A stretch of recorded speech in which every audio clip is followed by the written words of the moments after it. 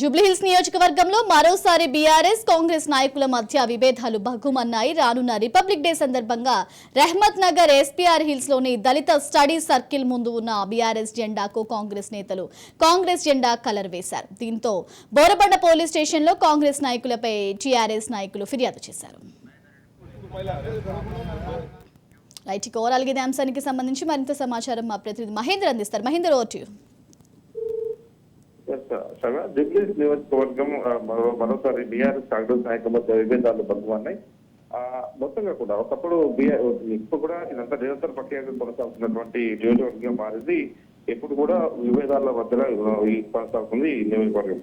అయితే రానున్న republic day సందర్భంగా ఇటు రెహ్మత్ నగర్ ఎస్పీఆర్ హాల్లోని దళిత స్టడీ సర్కిల్ ముందున్న బీఆర్ఎస్ జెండాకు కాంగ్రెస్ జెండా కలర్ వేశారని బోరబండ పోలీస్ స్టేషన్ లో కాంగ్రెస్ నాయకులపైన ఫిర్యాదు చేసిన టీఆర్ఎస్ నాయకులు మొత్తంగా మాగంటి గోపీనాథ్ అనుచరులతో దాదాపు ఇలాంటివి వాళ్ళు చేసేవారు. మరి దీంట్లో నిజంగా వాళ్ళే రంగు వేస్తారా లేకపోతే ఇంకేమైనా కోణాలు అన్నట్టుగా పోలీసులు కూడా కేసులు నమోదు చేసుకొని దర్యాప్తు చేస్తున్నారు. అయితే దీంట్లో మా తప్పేం లేదు, మేము చేయలేదు అంటూ కాంగ్రెస్ శ్రేణులు అయితే చెప్తున్న పరిస్థితి కనిపిస్తుంది.